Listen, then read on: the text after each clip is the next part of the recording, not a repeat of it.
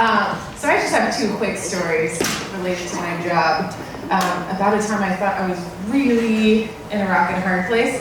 And both of them involve a big program that we do every year called Open Streets Macon. So a lot of you I saw on the tour today.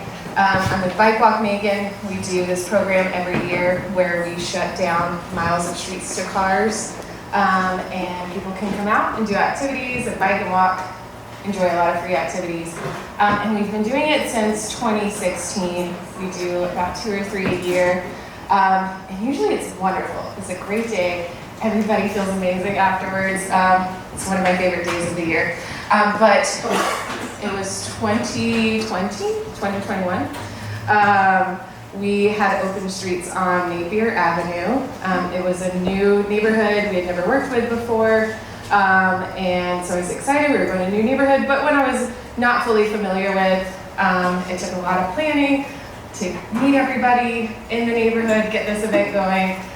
Took a lot of work. And so day of, we're ready.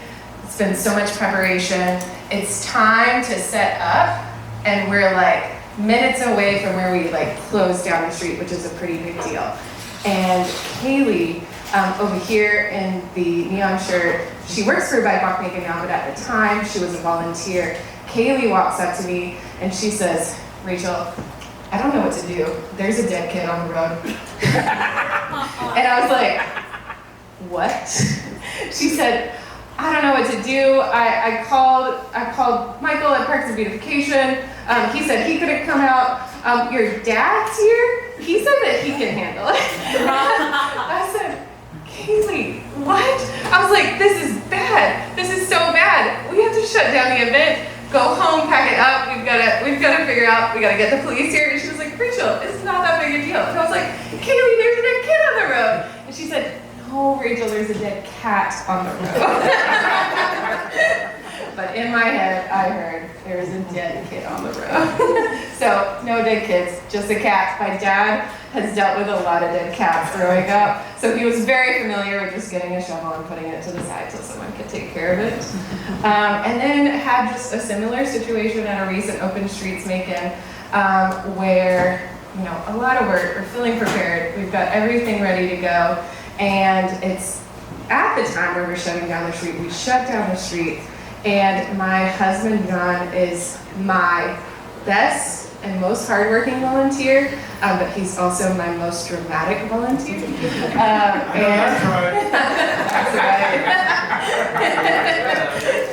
And he called me and he says, "Rachel, there's been a crash on Farmville. Gotta go." And I was like, "This is it. This is the day where we caused a crash to happen with a car. Great. It's ruined the whole event. We should probably just pack up and go home again." And I call him, and he's not answering. I call Kaylee, she's not answering, and I'm like, "This is it. I'm having a panic attack." Nobody's answering their phone. And so finally, like 10 minutes later, I get a hold of John. I was like, "John, what happened? There's a crash. What do we do? What happened?" And he said, "Oh, yeah, so it turns out there was a crash at the previous intersection, and they saw that we had police at our event, so they just drove up to our event so that they could get help for the crash that they were in." So 2 times I really thought I was in a rock and a hard place, and it really wasn't that bad. Thank you.